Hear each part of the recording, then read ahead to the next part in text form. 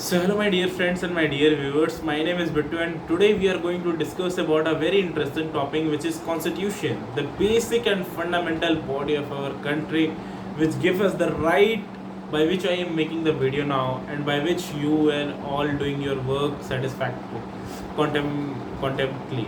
So my friends constitution क्या है इसके बारे में बात करने से पहले मैं आपको छोटा सा चीज़ इमेजिन करने के लिए बोल रहा हूँ। सपोज करो फ्रेंड्स कि आप एक ऐसे घर में रहते हो जहाँ का एथनिक कॉम्पोजिशन मतलब वहाँ पर बहुत सारे तरह के लोग रहते हैं, मतलब हिंदू भी रहते हैं, मुस्लिम्स भी रहते हैं, सिख्स भी रहते हैं, ईसाई भी रहते हैं, वहाँ पर डिफरेंट लैंग्वेजेस बोलने वाले लोग भी रहते हैं।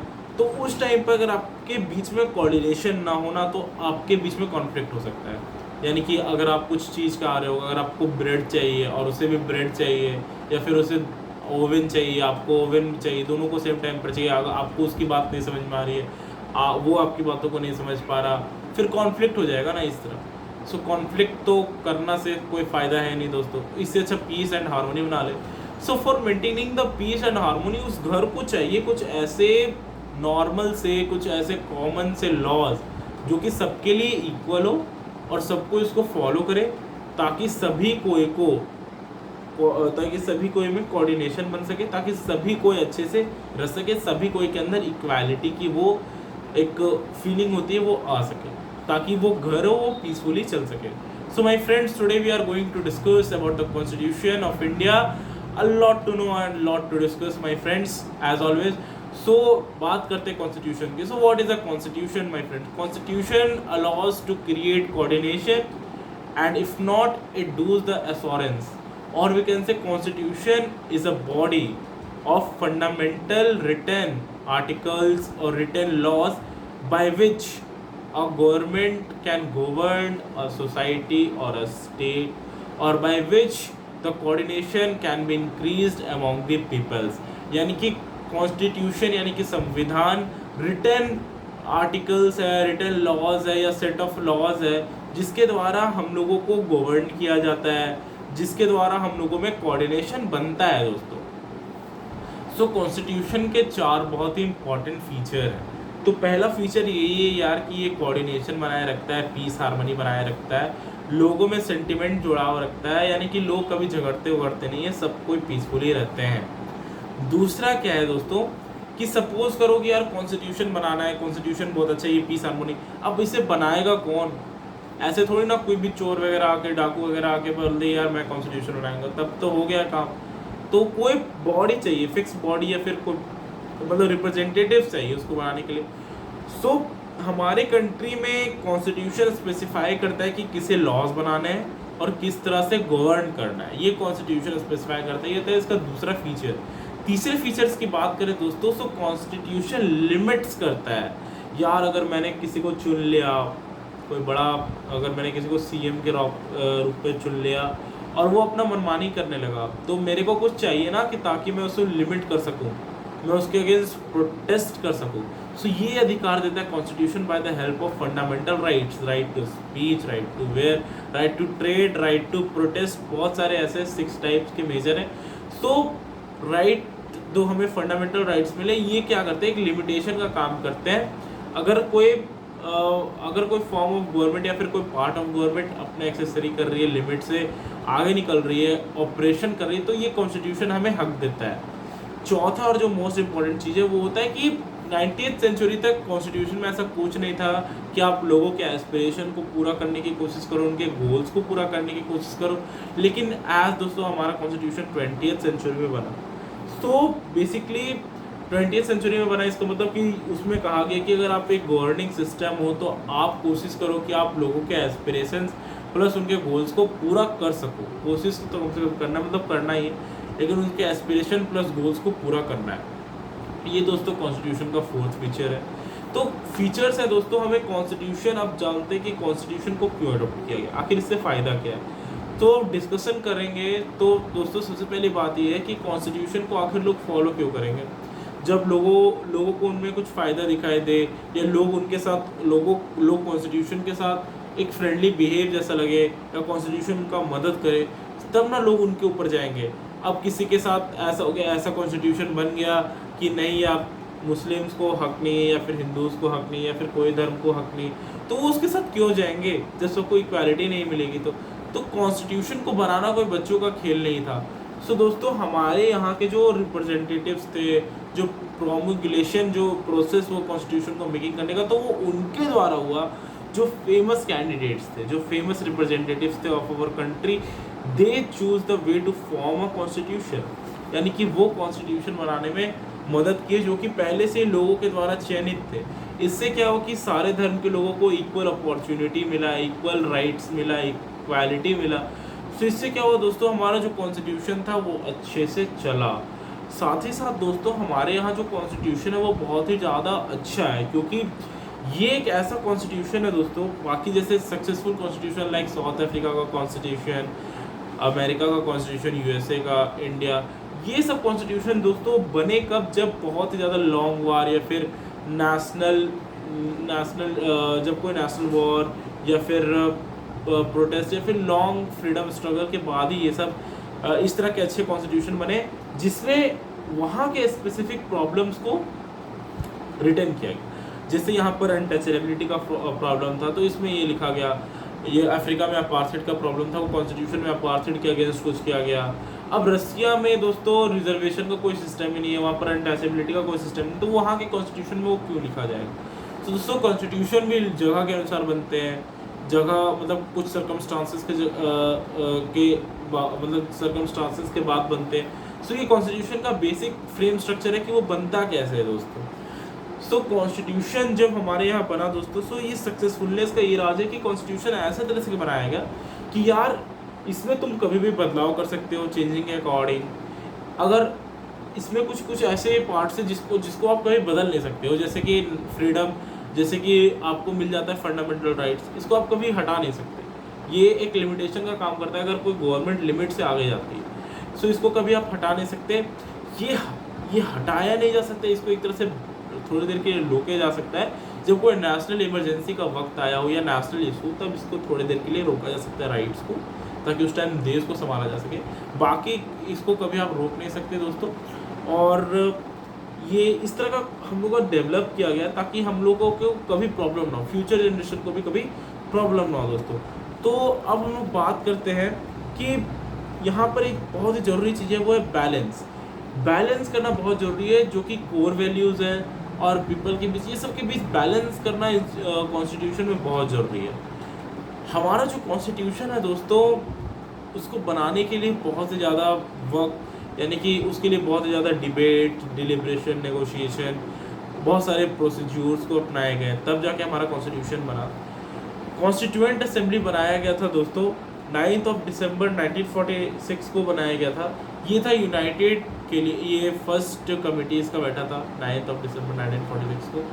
ये था आपका यूनाइटेड इंडिया के लिए। लेकिन जैसे फिर पार्टीशन, हमारे भारत प्यारे देश भारत ने पार्टीशन भी सहा 1947 को, 14 अगस्त 1947 को दोस्तों। सो इसके बाद जो कमिटी बैठाई गई थी, ये आपका था डिवाइडेड इंडिया के लिए। सो दोस्तों इसमें क्या था, जो रिप्रेजेंटेटिव जो कॉन्स्टिट्यूशन को बनाने वाले थे, ये प्रोविंशियल लेजिस्लेटिव असेंबली के द्वारा चुने गए थे। जैसे आज के टाइम पर एमएलए जो होते हैं वो एमपीज़ को सिलेक्ट करते हैं, उसी तरह उस टाइम पर प्रोविंशियल लेजिस्लेटिव असेंबलीज़ के जो मेंबर थे वो वहाँ पर रिप्रेजेंटेटिव को ऐसे कर रहे थे, मतलब सेलेक्ट किए जाते थे कि वो कॉन्स्टिट्यूशन में कुछ जरूरी ये सजेशन दे सके। वैसे तो दोस्तों मेजॉरिटी ऑफ द पीपल जो थे वो पहले से ही जाने जाते थे, पहले से ही वो चेरिस्ट थे लोगों के द्वारा, पहले से ही वो बहुत ज़्यादा मतलब पहले से ज़्यादा चयनित थे, यानी कि बहुत ज़्यादा पॉपुलर थे उस टाइम के, जैसे जवाहरलाल नेहरू, डॉक्टर भीमराव अम्बेडकर, ये सब essential part of the constitution थे दोस्तों। जब आगे चलता गया दोस्तों, सो मेजरली यहाँ पर जब कॉन्स्टिट्यूशन का ड्राफ्टिंग का टाइम आया, so government of India act 1935 के तहत इन लोगों को भेज दिया जाता था, सो ताकि उन लोग अपना जरूरी सजेशन दे सके। इसके बाद दोस्तों मेजरली जो एक कमिटी बनाई गई कैबिनेट, यानी कि ब्रिटिश, उस टाइम पर ब्रिटिश की एक बनाई गई थी कैबिनेट, जिसको कहते थे कैबिनेट मिशन। सो वहाँ पर 5 जरूरी चीज़ बताए गए थे कि पहला ये था कि जितने भी प्रोविंशियल स्टेट्स थे या फिर प्रिंसली स्टेट, यानी कि जिस पर राजा रूल कर रहा है, वो सब स्टेट में दोस्तों मेजरली हर 1 मिलियन पीपल यानी कि 10 लाख पीपल पर एक आदमी रहेगा, यानी कि एक सीट रहेगा, वो बनाया गया था। उसके बाद ये डिसीजन लिया गया कि जितने भी जो भी सिस्टमेटिक वे में चल रहे हैं उनको उसी तरह से चलाए जाएंगे, डिसीजन इसी तरह से लिए जाएंगे। और उसके बाद 292 मेंबर्स थे जो इलेक्टेड हुए थे, ये था प्रोविंशियल स्टेट के लिए, और 93 मेंबर्स आए थे प्रिंसली स्टेट के लिए। सो ये सब मेंबर्स आए थे, ये था पहला चीज़। दूसरा चीज़ ये था दोस्तों दूसरा चीज़ ये था दोस्तों कि जितने भी कास्ट, जैसे उस टाइम के मेजर कास्ट थे मुस्लिम, सिख्स और जनरल्स, हिंदूज वगैरह, तो ये सब को उनके जगह के पॉपुलेशन के हिसाब से रूल ओवर किया जाता था कि ये इस जगह पे ये ज़्यादा पॉपुलेशन है तो आप यहाँ जाओगे, वो वहाँ आप वहाँ पर ज़्यादा पॉपुलेशन है सिख्स का तो वहाँ पर आप जाओगे। तो proportion according to the population ये बांटा जाता था दोस्तों। तीसरा चीज़ कि हर एक मेंबर जो थे प्रोविंशियल लेजिस्लेटिव असेंबली के, वो एक रिप्रेजेंटेटिव्स एज अ टाइप कह सकते हैं, वो अपने वो जो जितने मेंबर थे प्रोविंशियल लेजिस्लेटिव असेंबली के, वो अपने एक रिप्रेजेंटेटिव को चूज़ कर सकते थे एक नॉन ट्रांसफरेबल वोट के जरिए, ताकि वो आगे जाके इम्पोर्टेंट चेंज या इम्पोर्टेंट सजेशन दे सके। और ऐसे प्रिंसली स्टेट्स जिसमें कोई रिप्रेजेंटेटिव्स नहीं थे, वहाँ पर कंसल्टेशन के द्वारा वहाँ पर सुलझाया जा रहा था। सो दोस्तों हमारा कॉन्स्टिट्यूशन का प्रोसेस बनाने में बहुत ज़्यादा समय लगा, और कम से कम दोस्तों इसको बनाने में बहुत ही ज़्यादा डिस्कशन हुए, बहुत ही ज़्यादा दिमाग का यूज़ हुआ दोस्तों। उसके बाद पार्टीशन के बाद दोस्तों 3 जून 1947 दोस्तों, जब पार्टीशन की बात चल रही थी, तो ये जो नंबर्स थे, जो आर्टिफैक्ट्स थे, जो डाटा था, वो था यूनाइटेड इंडिया के लिए। लेकिन जब 3 जून 1947 को जब पार्टीशन की बात होने लगी, उसके बाद जो डाटा थे वो उस टाइम पर जो और बढ़ते वो घट के सिर्फ 299 हो गए थे। और 26 नवंबर 1949 को 284 के अप्रॉक्स मेंबर्स का साइन लिया गया, और इसे उसी टाइम लागू कर दिया गया। मतलब 24 जनवरी को ये लिया गया था, और 26 जनवरी को ये मतलब कॉन्स्टिट्यूशन जो बना इंडिया का, वो काम में ला दिया गया था। ये 26 जनवरी 1950 को इसको फोर्स में ला दिया गया था, जो कॉन्स्टिट्यूशन बना पार्टीशन के बाद। सो दोस्तों जो असेंबली उस टाइम पर बनाई गई थी, वो उसमें 24 सीट SC के लिए थे, शेड्यूल कास्ट के लिए, और बाकी 82% of the political seats Indian national Congress के लिए रिजर्व थे। दोस्तों एज अ रिप्रेजेंटेटिव्स वो लोग चाहते थे कि इंडिया का जो कॉन्स्टिट्यूशन हो वो बेस्ट से बेस्ट बने, ताकि हर एक लोगों को इक्वालिटी मिल सके, हर एक लोगों को राइट्स मिल सके। उस टाइम पर दोस्तों ऐसा ये नहीं था कि ये पास करो वो पास करो, लेकिन एक चीज़ जो थी, जो सब में कॉमन थी, वो थी यूनिवर्सल सफ्रेज की, सभी को वोट देने का अधिकार मिल सके। इसको सबसे जल्दी पास किया गया दोस्तों सबसे पहले। साथ ही साथ जो भी फ्रीडम यानी कि बेसिक फंडामेंटल राइट्स थे, इनको भी पास कर दिया गया था। साथ ही साथ प्रोसीजर्स इसके क्या क्या थे दोस्तों, जैसे कि जो कॉन्स्टिट्यूएंट असेंबली थी, इसमें कुछ ऐसे गिने चुने नाम थे, मतलब जो बहुत फेमस थे, बाकी लोगों को तो कंसल्टिंग लिया ही गया, जैसे पंडित जवाहरलाल नेहरू हो गए, डॉक्टर भीमराव अम्बेडकर हो गए, सरदार वल्लभ भाई पटेल हो गए। ये सब जो लोग थे दोस्तों, ये सब लोगों का मतलब वो कॉन्स्टिट्यूएंट असेंबली में रहना मस्ट था। और दोस्तों इसके साथ ही साथ जो असेंबली थी वो 166 डेज लगाई थी, total of 166 days, 2 years 11 months and 18 days दोस्तों कॉन्स्टिट्यूशन को ड्राफ्ट करने में लगा। जो कॉन्स्टिट्यूशन था दोस्तों, इसमें जो लोग थे वो बहुत ही ज़्यादा कंसल्टेंस किए, डिलिब्रेशन हुआ, डिबेट्स हुआ, नेगोशिएशंस हुआ, बहुत सारे नॉर्म्स एंड प्रोसीजर्स को अपनाया गया, इसमें बहुत सारे चेक्स एंड बैलेंसेस का ध्यान रखा गया। साथ ही साथ दोस्तों one of the most interesting कि दोस्तों खुद इंडिया के कॉन्स्टिट्यूशन में दूसरे जितने भी जगह के मेजर, जैसे यूनाइटेड किंगडम का कॉन्स्टिट्यूशन हो गया या फिर फ्रांस का कॉन्स्टिट्यूशन, वहाँ से फ्रैटर्निटी लिया गया, लिबर्टी लिया गया, इक्वालिटी लिया गया, ये सब अलग अलग कॉन्स्टिट्यूशन को मिला के दोस्तों एक सिंगल कॉन्स्टिट्यूशन जो कि बेहतर था, सबसे बेहतर उस चीज़ का कॉन्स्टिट्यूशन बनाया है। इसे हम लोग चोरी नहीं कह सकते दोस्तों, लेकिन एज अ हमने उसको लिया है अपने यहाँ पर मतलब यहाँ के लोगों को राइट्स देने के लिए। सो यहाँ के हम लोगों ने उनसे वो सब कॉन्स्टिट्यूशन से सीखा है। सो दोस्तों यहाँ ये था major discussion of the Indian constitution के बारे में। आगे हम लोग डिस्कशन करेंगे इसके राइट्स के बारे में, इसके फंडामेंटल राइट्स और इसके प्रोसेसेस के बारे में। Thank you friend.